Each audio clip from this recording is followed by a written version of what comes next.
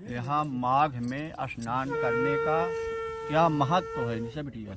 माघ में स्नान करने का, रहने का, देखने का देवताओं को क्या महत्व है उसको सुनाया जा रहा है।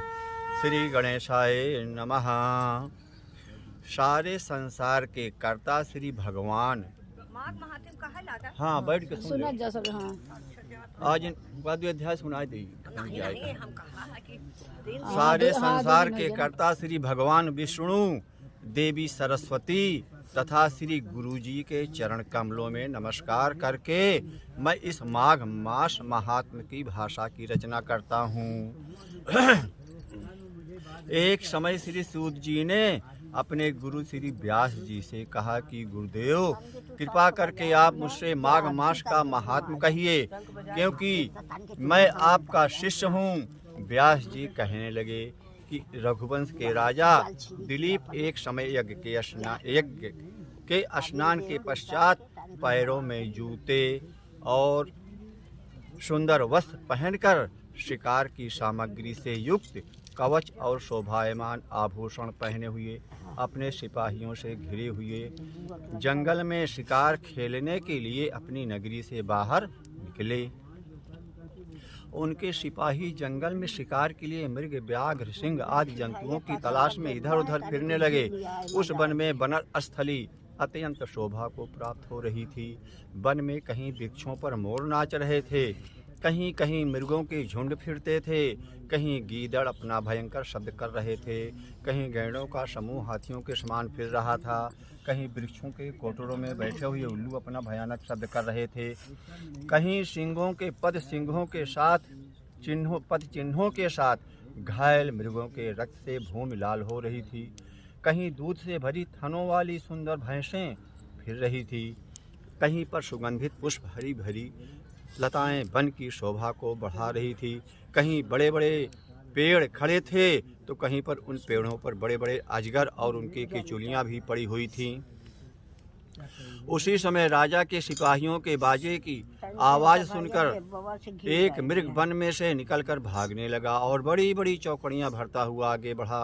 राजा ने उससे पीछे अपना घोड़ा दौड़ाया, परंतु मृग पूरी शक्ति से भागने लगा।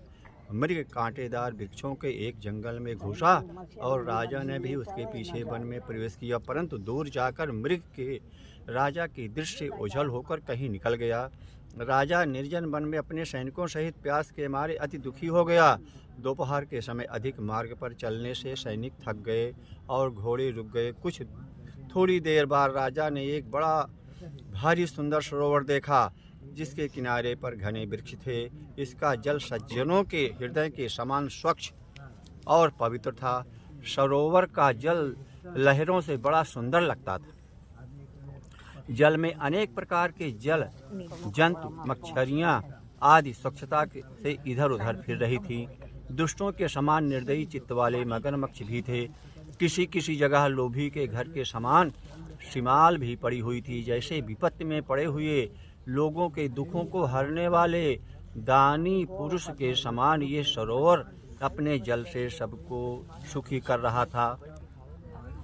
जैसे मेघ चातक के दुख को हरता है, इस सरोवर को देखकर राजा की थकावट दूर हो गई। रात्रि को राजा ने वहीं विश्राम किया और सैनिक पहरा देने लगे और चारों तरफ फैल गए। रात के अंतिम समय में सूकरों के एक झुंड ने आकर सरोवर में पानी पिया और कमल के झुंड में आया। तब शिकारियों ने सावधान होकर सूकरों पर आक्रमण किया और उनको मारकर पृथ्वी पर गिरा दिया। उस समय सब शिकारी कोलाहल करते हुए बड़ी प्रसन्नता के राजा के पास गए और राजा प्रभात हुआ देखकर उनके साथ ही अपनी नगरी की तरफ चल पड़ा।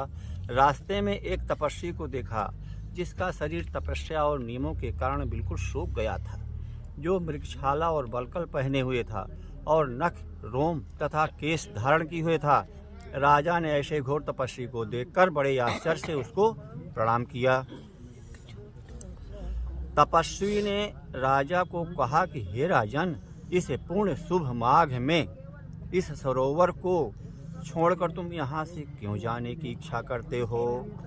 तब राजा कहने लगा कि महात्मन मैं तो माघ मास में स्नान के फल को कुछ भी नहीं जानता, कृपा करके आप विस्तार पूर्वक मुझको बतलाइए। प्रथम अध्याय समाप्त। दूसरा अध्याय शुरू।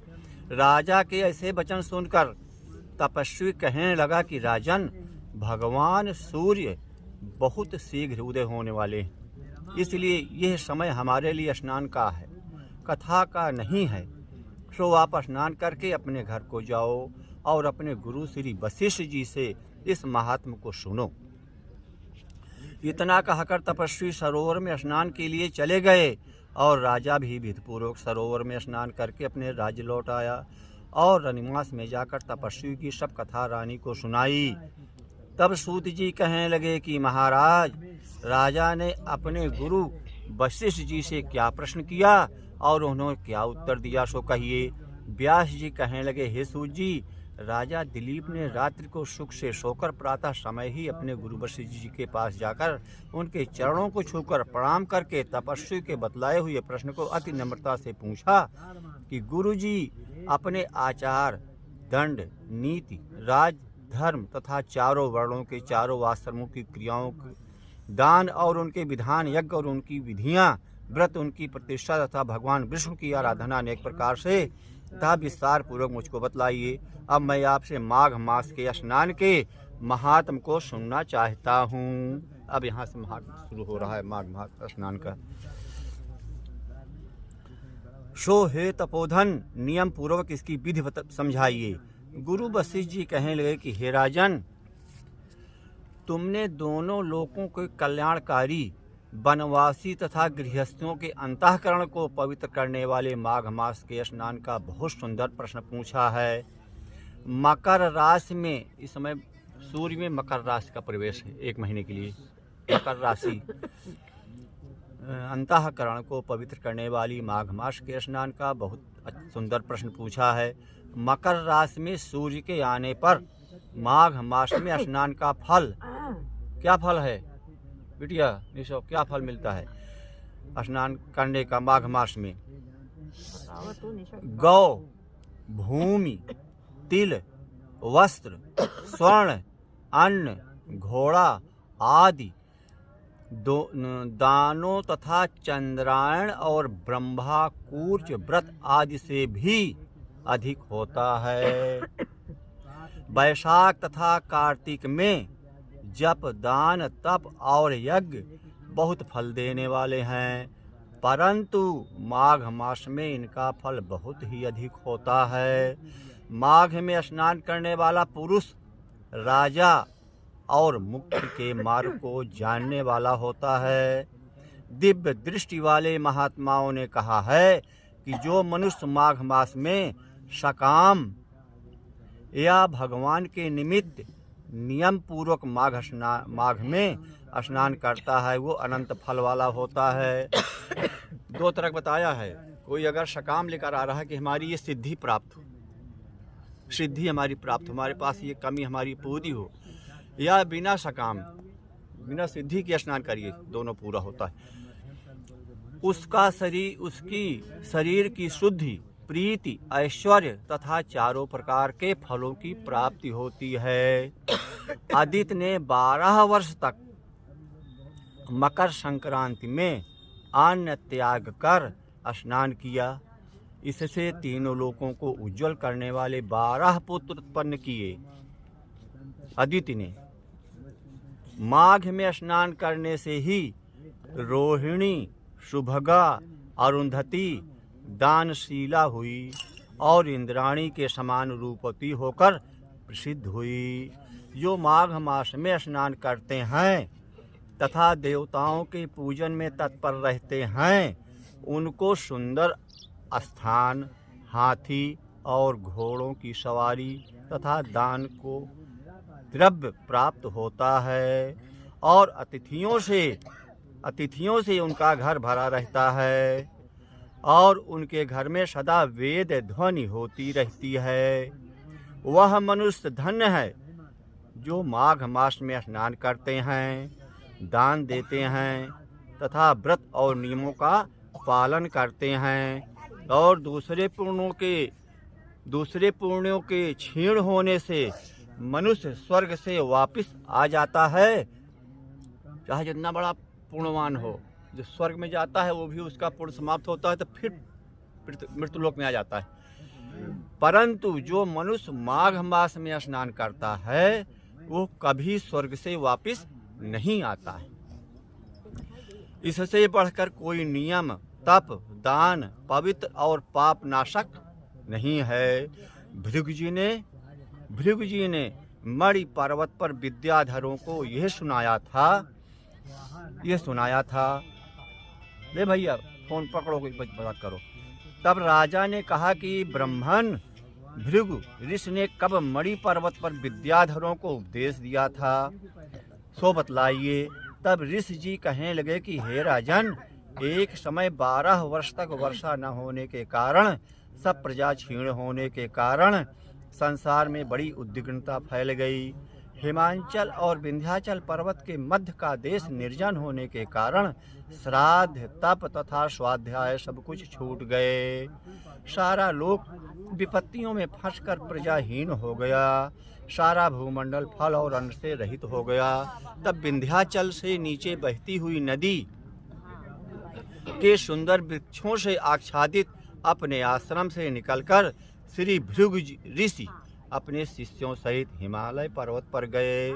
इस पर्वत की चोटी नीली और नीचे का हिस्सा सुनहरी होने से सारा पर्वत पीतांबरधारी श्री भगवान के सदृश लगता था।